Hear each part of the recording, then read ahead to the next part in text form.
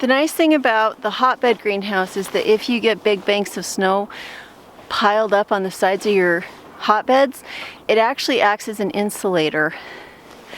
The snow in no way can put pressure on the hotbed that would break it, because it will have so much wood mulch and animal manure and everything on the inside pushing back and settling. Plus the way that I reinforce it, any snow that builds up along the hotbed greenhouse just makes it work better in the winter, because snow is an amazing insulator. Does a great job as insulation. On a straight plastic greenhouse, not so much. Too much weight, too much pressure.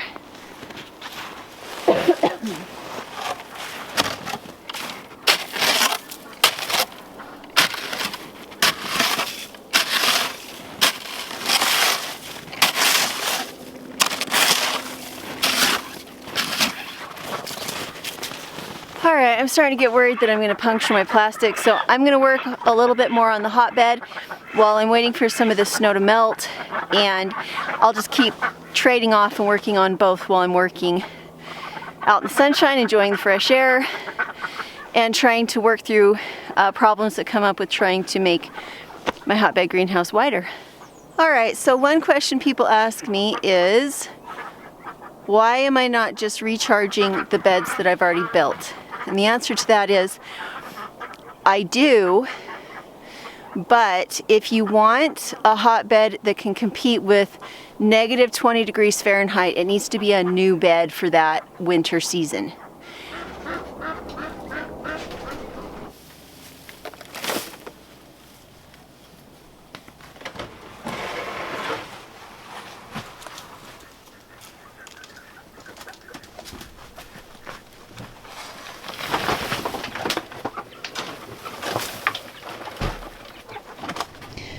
What I want is a warm bed that doesn't sink very much. So I have mostly carbon with some rabbit manure tea and just the wet sawdust and bedding from the goats, and the cardboard will break down slowly because they don't have too much bacteria trying to eat them too quickly, and they'll just stay warm. It'll just be light bottom heat. So the heat from a really good hotbed will last me until the end of the growing season in 2023. The last time I built a brand new hotbed, it lasted me from January until the end of November, and it would have gone longer than that, but I decided I didn't want to plant anymore for that year. I wanted to take a few weeks of break. So I had like 346 days of growing season. I grew figs and sweet potatoes in this greenhouse in the new hotbed. Potatoes, what else? I planted ginger in it too. When you are planting in January, you want to plant things that are cut and come again, things that are going to feed you very quickly. I like to plant Swiss chard and collard greens and kale and that kind of thing in my first hotbed. Then I cut it and it grows again, and I cut it and it grows again. And then as I feel like it, I start to make bigger spaces in the hotbed and plant in my transplants. But I like to start really early with broadcast seeding of greens. So this is the bigger new hotbed greenhouse I'm building. The only difference between this and the small one in the backyard that you guys have already seen is that I widened the paths so that now you can get a wheelbarrow down the middle. That's the only difference. I made it longer, but structurally it has wider paths, and I had to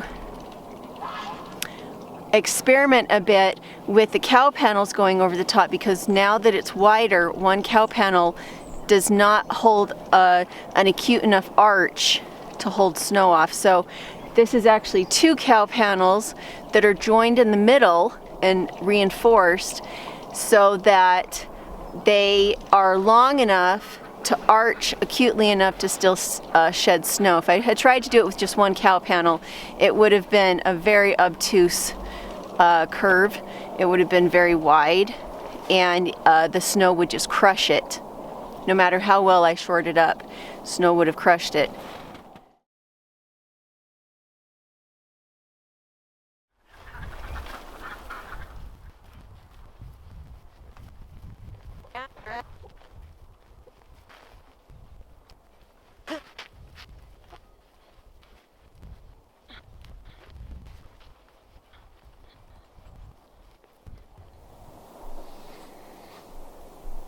Okay, I don't know if you guys can see it or not, but that's what it looks like. I know I've got some bright winter sun out here, but I will have to protect the plastic from edges later, but this just gets the structural part of it held together and put up. Last time I wasn't able to do this by myself, but I have more rigidly secured the middle panels together, and so I might be able to do it by myself this time. We'll see.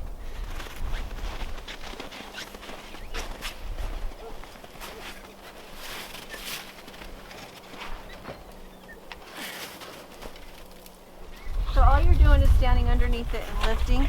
So I'm lifting this end that way. Don't lift that in or it'll shoot out and it'll hit the greenhouse. Okay. So all you're doing is forming an arch. Right. You're assisting the arch to actually form. So, well, it looks like it's going to go 8 feet, which I run out of steam right at 7 and it will arch. 7 3/4. Are you ready? It will arch. You're just helping it arch.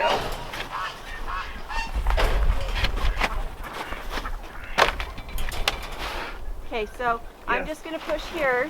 You've already done what you need to do. All I need is just a little bit of stabilization. Stable how? I don't want that end to kick out.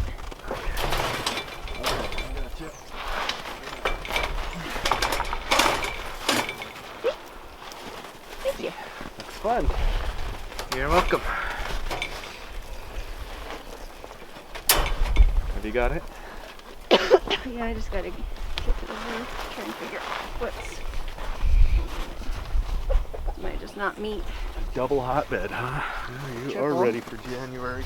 Okay, so the purpose of the greenhouse is to make your life easier, to be easy to put together, to be inexpensive.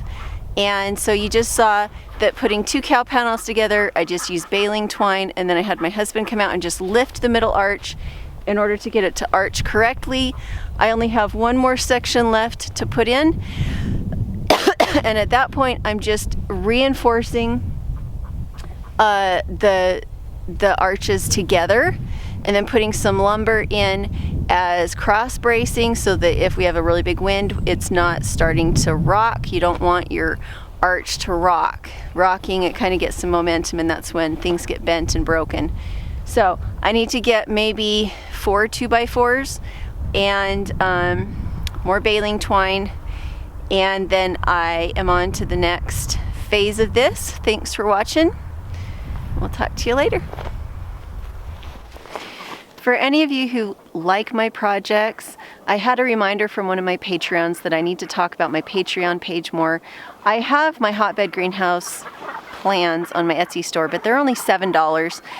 And I try to make it not only affordable, but also reflective of the fact that I haven't really finished working on these. They have a long way to go to make them perfect, but I like to share the plans so that if you want just kind of a general idea of how to build the hotbeds, you can.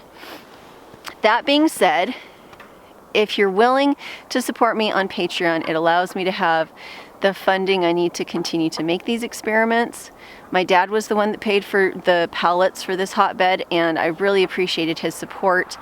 Currently, I make $100 a month on my Patreon account, and it would be lovely to have a little bit more autonomy and flexibility in the videos that I like to make by knowing that I have some independent funding that isn't dependent on YouTube or my $7 Etsy store plans. So super appreciate you guys. For all of you who are my patrons, you make a huge difference in my morale on the 5th of the month when I get that $100 check that allows me to go buy some more screws.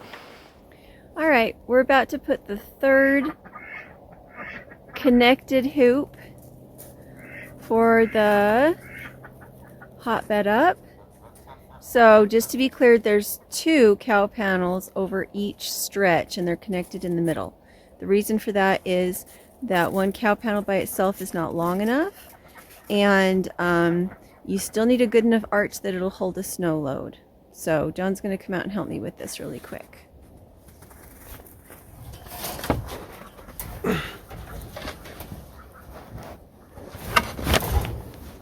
Good. Now just stabilize for a second.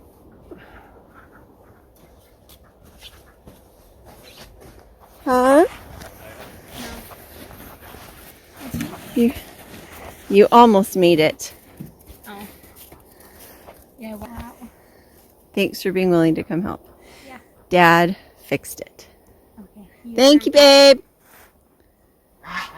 Thank you, John. Thank you!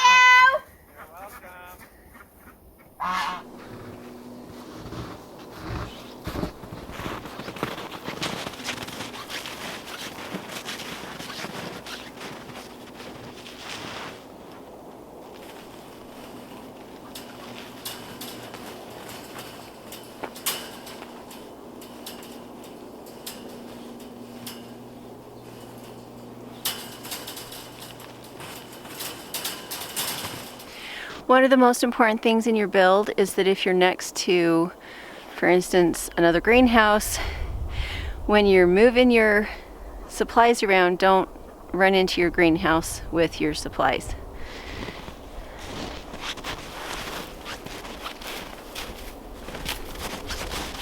So the way I get around that is that I build on the hotbed.